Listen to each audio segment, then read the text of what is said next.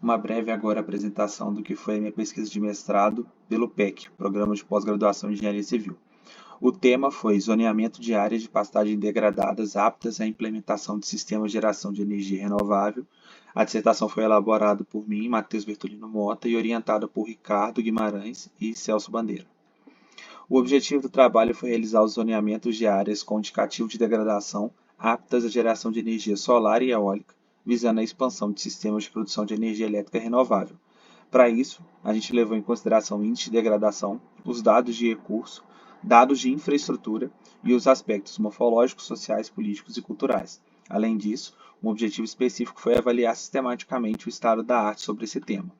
Falando sobre essa avaliação do estado da arte, tópico que já foi inclusive publicado em um artigo de Qualizar, a gente procurou, fazendo uma apresentação muito resumida, a gente procurou responder esses 3 questionamentos.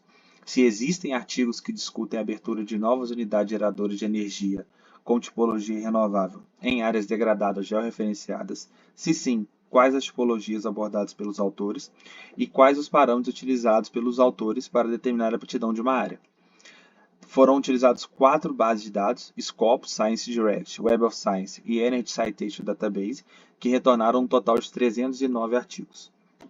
Esse 309 foi feita a remoção de duplicatas, depois leitura de título, palavras-chave e resumo, e por fim, daqueles que fizeram sentido, a leitura integral dos artigos. Desse total, foram identificados 7 artigos que atendem completamente aos critérios estabelecidos. Esses 7 artigos foram aqueles utilizados para responder os questionamentos.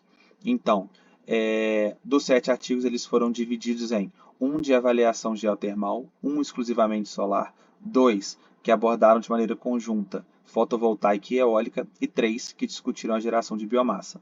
E quais os parâmetros utilizados?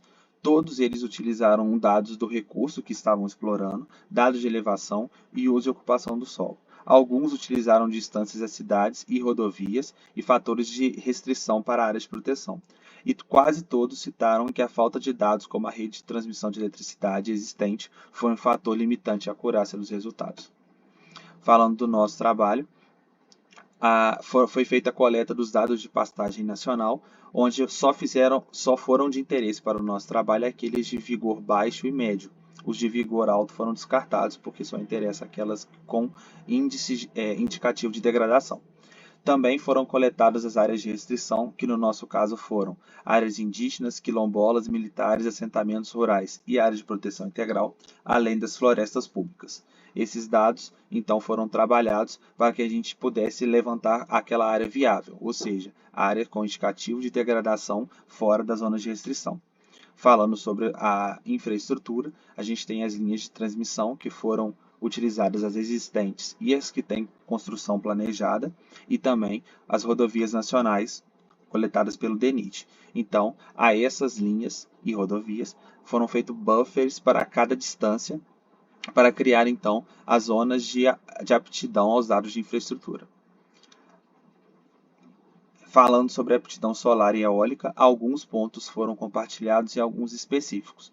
Os compartilhados para as duas tipologias foram linhas de transmissão, rodovias nacionais, dados de slope ou declividade e a velocidade do vento. No caso da aptidão solar, a velocidade do vento é 2 metros e no caso da aptidão eólica, a velocidade do vento é 80 metros. Além disso, na aptidão solar também foram utilizados dados de radiação e de insolação.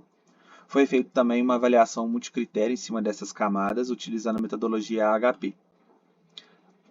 Nessa metodologia, são feitos cálculos, onde se o valor for menor do que 0,1, os dados são coerentes e nós podemos seguir para a aplicação do resultado.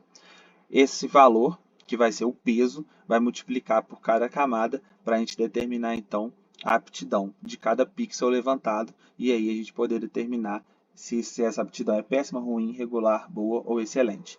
Aqui a gente tem as áreas com indicativo de degradação, aqui a gente tem as restrições e aqui a gente tem uma excluindo da outra, ou seja, aquela que é a nossa área viável. Aqui foram os pesos para a aptidão solar, peso para a aptidão eólica, o que gerou esse mapa de aptidão de geração de energia solar no Brasil. Aqui a gente pode ver os pontos onde já existem as usinas solares, e aqui a aptidão solar em áreas degradadas no Brasil.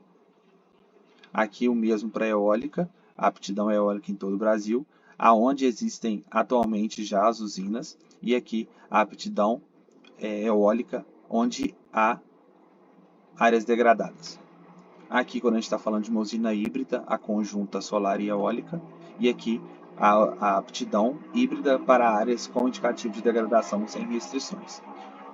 A metodologia de trabalho se mostrou eficiente, considerando os recursos base e aspectos sociais, legais, políticos e de infraestrutura, e aponta a geração solar como o principal caminho a ser seguido na diversificação da matriz energética. Existe a possibilidade de utilização de mais camadas caso se reduza a área de estudo, que no nosso caso foi nacional. Então, esse estudo surge como um ótimo direcionador de novos locais onde possam ser realizadas investigações comprobatórias com imagens de alta resolução ou análise de campo. Aqui as referências do trabalho. Obrigado.